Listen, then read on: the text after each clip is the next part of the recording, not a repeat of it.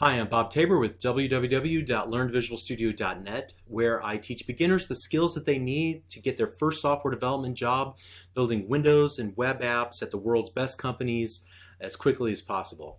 In this lesson, we're going to spend a little more time investigating some of the additional features of Visual Studio. In order to be productive, you're going to need to know a bit about how to maneuver around within Visual Studio. So I'm simply going to highlight a few of the major features, but we're going to cover more throughout the remainder of this series. So in this lesson, I want to demonstrate, first of all, how to open up a project that we were working on, but we shut down. Maybe we rebooted our computer or whatever the case might be. We'll also look at how to set breakpoints and step through our application's code line by line in order to debug the application, like we talked about in the previous lesson. I'm also going to explain how to benefit from IntelliSense, that little window that pops up whenever we were typing in our code a couple of lessons ago. And then how to customize the IDE's interface. I'm going to show you how to turn on line numbering. I already have that turned on, but I'll show you how I did that, and much, much more. So a lot to cover. Let's go ahead and get started. Actually, let's start this lesson by closing Visual Studio. And what I want to do is if you haven't already done so, close it. I want to show you how to open up Visual Studio and get back to the projects that you were working on. And there's a couple of different ways to do this. You see by default the start page appears whenever you open up Visual Studio. And there are a couple of options here on the start page that you can use to get back to the projects that you were working on. For example, a list of the most recent projects here in the lower left-hand corner. The Open Project link here on the page will open up the Open Project dialog, as will File, Open Project. You notice there's also a keyboard shortcut, Control-Shift-O, in case you're one of those people who love keyboard shortcuts. And then finally, there's this Recent Projects and Solutions. This is the one I'm going to choose. You can use any of these options to get back to your Hello World application. Okay, great. Okay, so you probably have noticed by now, since we created our application and ran it, that there are a number of different windows and panes that pop open at different moments in time in Visual Studio.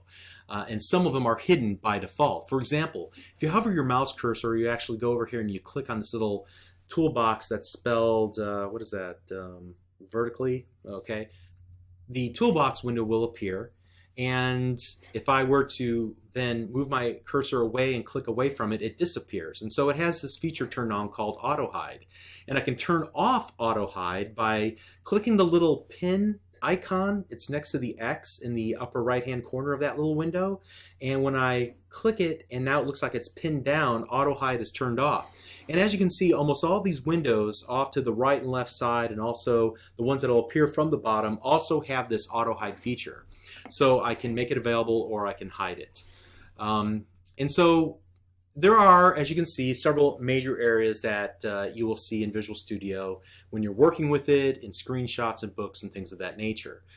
So for example, there's this main area that has a series of tabs. Now we only have one tab open right now, but there could be multiple tabs open here at the same time, and as we add more files to our projects, you'll see how that works. But this is the main area that houses the code editor. It houses a design surface for designing graphical user interfaces. It has different types of panes for designing database tables and things of that nature that we won't get into in this series, but that all kind of happens in that main central area of Visual Studio. And then we've already seen and talked about the use of the Solution Explorer here in the upper right-hand corner. This lower left-hand corner is the Properties window where we can set the properties of various visual objects selected in the main area. Talk about that in just a moment. There's also this this toolbar area here in the menu at the top that we've used several times already. And then there's also this area at the very bottom, and we noticed how it gives us status updates about the current state of Visual Studio. It's currently ready for us to do something. We saw what happened whenever we built the release version of our application. It told us that the build succeeded. Okay, so information like that, it'll put in this little area at the very bottom. It'll tell us when we're in the code window, what line, column, character we're on, and so on, whether we're in insertion mode or whatever the case might be. All right, and then there's this toolbox off to the left-hand side. So the toolbox area and the properties window, you might wonder, well, what are these for? For console window applications like we're going to be writing to learn the C# language itself, we're not going to have much of a use for the toolbox and the properties windows, quite frankly. They're more suited for creating and working with project types that create graphical user interfaces like Windows applications or web-based applications. So the idea is that you drag something like a button or a text box from the toolbox and you drop it into a designer surface area that looks like the window that you're actually building, and then you can move it around, you can resize a button or a text box, or you can select it and then make changes about some of its properties here in the properties window in the lower right-hand corner. And so actually at the very end of this series of lessons, we're going to do exactly that when we talk about programming events and things of that nature. We're going to create a graphical user interface, a web and a Windows-based application, just very briefly, but we'll use those two windows. They'll be key to our understanding of how to build them much later in the series. Okay. You'll remember that whenever we actually started our application in debug mode, and we encountered an error with our code, that a little error list popped up, and it gave us a list of the problems with our source code. So we're already kind of familiar with that window. There's also some other windows that we'll see that will appear from the bottom or the right side or the left side in different situations. For example, in just a moment we're going to see some new windows whenever we get into debugging our applications. There's a locals and a watch window and a few others that become available to us in certain contexts. So what are these contexts I'm speaking of? Well, I'm talking about the different types of activities that we perform while we're building an application. So for example, there is the design time context. It's the context that we're in right now. It's where we're actually writing code and designing our application. Whenever we then selected the Start button on the toolbar, we were in a new context called debug time, also known as debug mode. We're running the application within the IDE, potentially stopping and watching the execution of individual lines of code, observing the values of the variables and the objects, and so forth, like I'm going to demonstrate here in just a moment. Then there's also a compile time context whenever we're compiling our applications. So there are certain actions that are being performed by the compiler. And admittedly, it's a very short period of time relative to the amount of time we spend in design and debug mode, but it's obviously a crucial context for our application where our C# code is turned into something else, into an executable version of our app. Okay? So Visual Studio will display different sets of windows depending on the given context that we're currently in. Windows that will support the activities of that current context. So what context pops to my mind first is the debugging context. We've been talking about it. Let's go ahead and take a look at what that means. It's actually one of the most important features of the IDE, the ability to help you find problems with the code you've written. And there are several different ways to accomplish this. However, to begin this debugging process, what you do is you set a breakpoint in your code, which is like a stop sign for your code. So as your application is executing, Visual Studio will be watching, and then it sees that you've hit a certain line of code that's executing, and it will stop the execution of the application on that line of code and allow you, the developer, to take over from there. So while execution is paused, you, the developer, can investigate aspects about how your application is performing. You can even take control of the execution from that point on by stepping through your code line by line, jumping from one line of code to a whole different line of code to kind of change the order of the lines of code that are to be executed, changing the values inside of variables. And I know you don't know what that means yet, but there's a lot of flexibility with regards to debugging your applications using Visual Studio. So let's see how to do that. Let's set a breakpoint on our console.writeLine line of code that we wrote. So what I'm going to do is just put my mouse cursor over here in this column. Let's go ahead and get rid of the toolbox. I'm going to deselect the auto hide. Okay. So I'm going to put my mouse cursor in the gray column, kind of along this line of code, console.writeLine, I'm just going to click, and you'll notice when I do that, it creates this red dot, and then it highlights the entire line of code in a red highlight. And if you've followed along this series, there's a chance that we were still in release configuration. What we want to do is change that to the debug configuration for this project. So make sure you change this back before you hit the start button on the toolbar, which we're going to do next. And I want you to understand the order of what's going on here. I hit the start button, and then you saw the console window pop open for a split second, and then immediately we were returned to Visual Studio. That red line of code is now highlighted in yellow. That indicates it's the very next line of code that will be executed in the execution path for our application. Also, you see a little yellow arrow off to the left-hand side imposed on top of that red dot. Great. You can also see that there are several windows that appear at the bottom, namely this Locals window, and behind it the Watch window. It's on kind of a separate tab here. And then over in the middle there's the Call Stack tab, and then there's the Intermediate window tab behind it. So they're kind of paired together. That doesn't infer a relationship, it's just how they happen to be laid out, okay? And so I just want to acknowledge at this point that these windows exist and that they appear during debug time. I'm not really ready to use them in any meaningful way just yet, though. So now if I want to step through each line of code line by line, all I need to do is either use a keyboard shortcut or one of the three icons that appear here on the toolbar. So if I hover my mouse cursor over, and don't click yet, just hover your mouse cursor, you can see a little helper window pop open. There's the step into, the step over, and the step out. Understand that for now we need to use this middle step over button or the F10 key on your keyboard. And watch what happens to that yellow line. It moves down one line of code, it reveals the breakpoint, and also if we were to switch over to our console window, the words hello world were printed to screen, and now we are on the next line of code that will be executed is this read line. So I'm going to click it one more time, and when I do that, notice that the console window pops back open.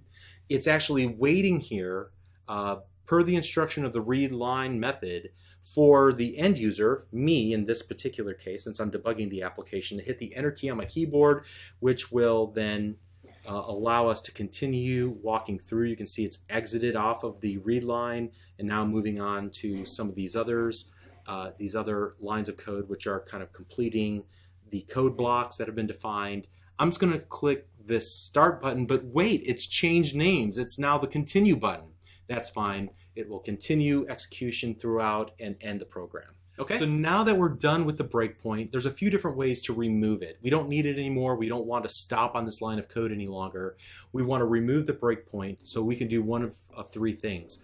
We can either click the red dot, again, notice that it goes away, so I can turn it on and turn it off, or I can use the F9 button on my keyboard when this line of code is selected. So when I have the caret on that line of code, I can hit F9 to make it disappear.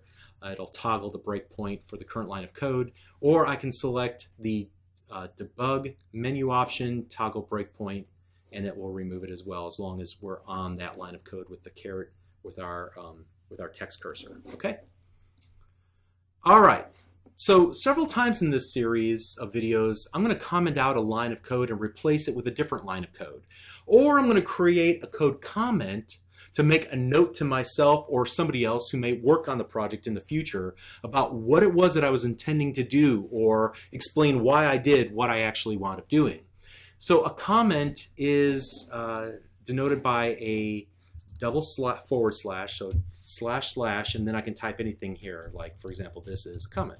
All right, and comments are not compiled into the application, so simply put, it's an instruction to ignore a line of code. And we can simply type 2 forward slashes in front of an existing line of code in order to comment it out, which is a phrase I'll use often throughout the series.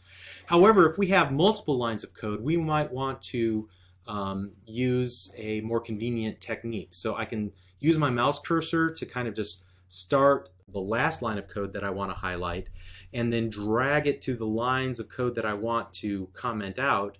And then I can use this little button on my toolbar, comment out the selected lines. And when I do that, notice that it's commented out both lines of code.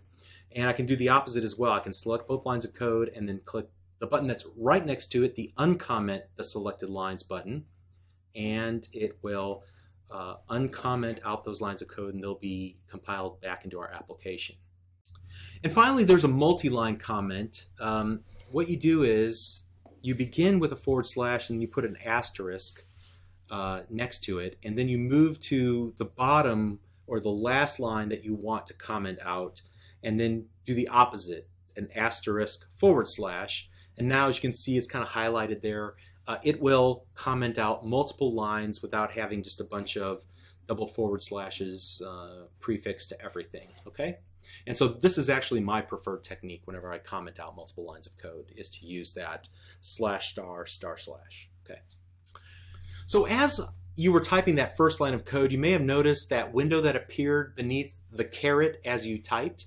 Well, this window is called IntelliSense, and once you master it, it can perform several really helpful tasks.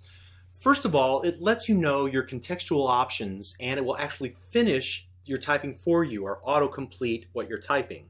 So let's do this. In this case, I'm going to type in the word con, and notice that it pops up console, but it will probably put you close to any of those, in this case, classes or any identifiers that really would make sense in this context. Okay, it just happened to pop up console this time, but it would probably get you close no matter what it is selected first, maybe some of these other options, right?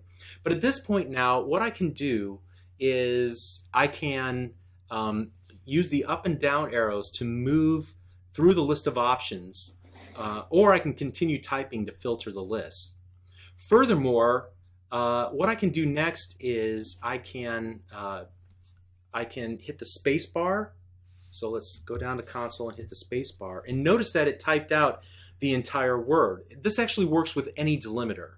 So for example, console dot, and so I used the dot because I knew I wanted to go console dot right line, and when I did that, it finished typing the word console, and it popped me to what it thought I wanted next, which is the right line. Because I used it previously, chances are I might want to use it again. IntelliSense, okay? And so here again, I can use, if I've already started typing right or right line or whatever the case might be, all I need to do is type a few letters and then hit the next logical delimiter, operator, whatever the case might be. And so in this case, parentheses, and it will type the rest of that method name for me. Awesome. So frankly, I rarely type more than just a few letters of any given class or method name or variable name or whatever the case might be. And I rely on IntelliSense heavily. In many cases, I may not even really know what I need when I get started. I just type a few letters and then I use the up and down arrows to find what I'm looking for. And then I select whatever the next logical delimiter is, whether it's a space, period, parentheses, whatever the case might be. So the second cool thing that IntelliSense does for you is that it gives you a brief window containing help for the current property method, class, or keyword in .NET. So in many cases, this will be just enough information to help you navigate through unfamiliar territory as you type your code. So here, let's back up a little bit here, and let's get to the point where we can let it do its magic again. I'm going to type in WR right line, and about a second goes by, and then see that little window that pops up, and it gives me a little explanation about what this method does. It writes the text representation of the specified array of objects, followed by the current line terminator to the standard output stream, blah, blah, blah, blah. All right, you're saying, well, all it really did was just print a screen. I know, it's just being very specific. This is developer speak, okay? But essentially, it will prompt you, for example, what's the difference between right and right line? Well, I can compare the two. This one writes to the standard output stream. This one writes to the output stream with a current line terminator, which means it'll give us, you know, that one line, and it'll move to the next line and print out the rest of whatever we have below that. Okay, so it helps me to narrow down what my options are and select the right the right thing, the right option based on what I'm trying to accomplish. Awesome. It helps me refamiliarize myself with the options of these two similar options and which one I should select. Great. And then third, it provides information about the input parameters for methods. So we haven't talked about methods or input parameters, but we did send hello world into our write line method. And notice when I hit the open parenthesis on my keyboard, it automatically typed the closing parenthesis for me. It put my cursor in between the two, and then it pops open another IntelliSense window, this time showing me what can I pass into this method. And there's a bunch of different things I could potentially pass into this method. In fact, there's 19 different kinds of things. What are these things? We'll talk about those later. Don't want to get into that right now. But, you know, I just wanted to say that nobody memorizes all this stuff, all right? We look for visual cues, and Visual Studio gives us these cues that we can rely on. One of the secrets to programming is to rely on IntelliSense to learn in real time and to help prompt you along to make the next correct action. And then let it type things for you so that you don't mistype them and forget a capital letter here or you misspell something there, okay? By relying on IntelliSense, you get a lot of magic kind of baked in and you don't have to do all the heavy lifting yourself. Okay, so let's go ahead and remove this line. I don't want that here.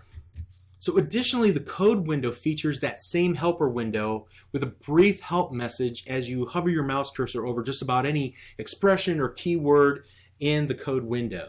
So in this case, what I want to do is hover my mouse cursor over read line, and you can see that it gives me that little explanation that it reads the next line of characters from the standard input stream.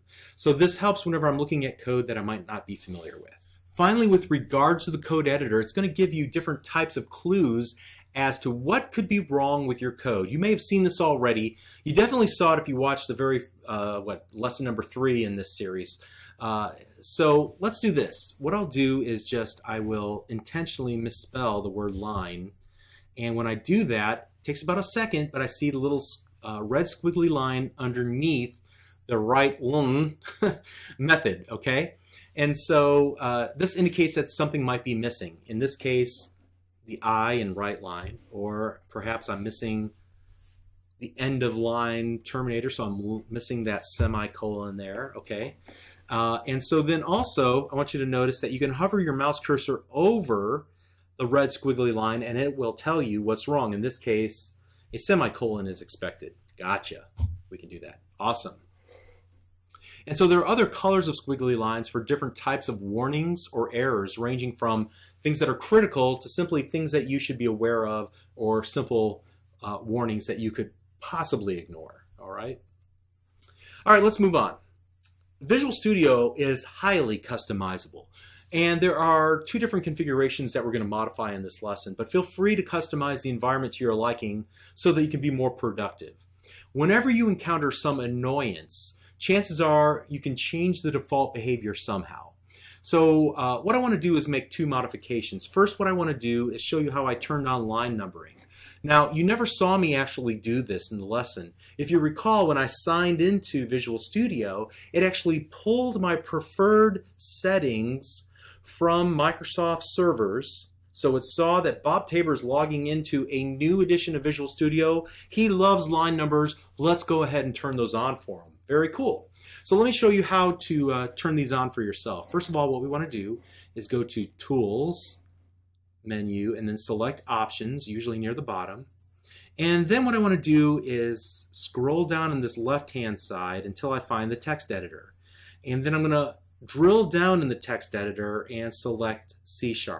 All right, and you can see in the C# text editor, I already have line numbers selected. But if I were to turn that off, you'll notice that that column goes away. When I go back, Tools, Options, Text Editor, C#, I can turn them back on like so. And so this is helpful because it allows me to say, hey, take a look at line number 13 there, and I can call your attention to it. Or I can make a note to myself of the particular line, or if there's an error and it tells me what line it's on, I can go and visually see which line of code that was affected by that. So let's do this now. I want to go back to Tools, Options, and this time what I want to do is change the colors in the code editor window. Now, some people prefer dark colors whenever they're working with Visual Studio all day, every day. They claim that it's easier on the eyes. Okay, so what we want to do is go to Environment, and then I'm going to drill down there and go to Fonts and Colors there. And what I want to do is just simply flip around these colors. So what was white, I'll make black, and what was black, I will make white, and I'll click OK. And you can see that I've dramatically changed the look of that window. All right, honestly, that's a little bit too much for me personally. I'm much more of I just like the default settings typically, so I'm going to go back and change those back to automatic and automatic. However, there are a number of themes that you can use, you can download that will change the entire IDE's color scheme and so on, and fonts that are used and so on. All right. Next up, I want to talk about the code rollup feature, which allows us to show and hide passages, or rather blocks of code. And the reason for this is to reduce the clutter as we search through the code that we've written visually. So we can roll up all blocks of code that we want to temporarily hide by clicking the little, you can see this little minus sign in kind of next to our number column here. If I click that, notice that it is rolled up all those lines. So instead of going 11, 12, 13, 14, 15, 16, it just goes from line 11 to line 18. So we've rolled up static void main, and over here on the right hand side there's a little box with an ellipsis. If I hover my mouse cursor over that, it will show me the code that's inside of that window, or at least a snapshot of that code, letting me know what was rolled up there. So it allows me to visually hide it, but I can get back to whatever information is inside of it. I can do multiple roll-ups. I'm not sure how helpful that is, but you can certainly roll up any block of code and then be able to hover over and see what's inside of that if you want to. All right, so the next thing that I want to talk about is visual feedback regarding the state of your code and whether it's been saved or not. So when you have code that's yet to be saved, you can see it in one of two ways. First of all, you'll notice in the tab next to the name program.cs, the file name, there's a little asterisk. So that suggests that this file needs to be saved. There's also a little yellow vertical stripe that appears next to the numbers, the line numbers for the code. And so this tells me that this code has not yet been saved. So what I can do is click the Save All button, and when I do that, notice that those lines that were formerly yellow, they are now green, indicating that they've recently been changed and recently been saved. Now, let's do this. I want to close this tab by clicking the little X in the right-hand corner of the tab, and then I'm going to open it again by going to the Solution Explorer and double-clicking program.cs. Notice when I do that, it gives me a little preview window over here because the tab is in the right-hand side. If I want to work with this window, I can double-click the program.cs, and then it will be opened on the left-hand side. So when it's on the right, here, we'll just do this. It's just a preview. If I make any edits to this whatsoever, like when I hit the spacebar on my keyboard, or if I double-click program.cs in the Solution Explorer, then it will open it up in edit mode, essentially, all right? And now, notice here, I kind of messed up what I was going to show you here. Let's go ahead and close it, open it up again, and notice that there are no lines, no yellow or green lines here in this area between the line numbers and the roll-up region areas. And that indicates that this is a fresh file that has not been changed since the last time we've opened it up into the main area of the IDE. Okay? All right, so this was a very small collection of information about the IDE. We could spend hours talking about all the little cool features that Visual Studio has tucked away, but you're going to learn enough to be able to be competent with it by the end of the series. So just hang in there, you're doing great. See you in the next lesson. Thank you.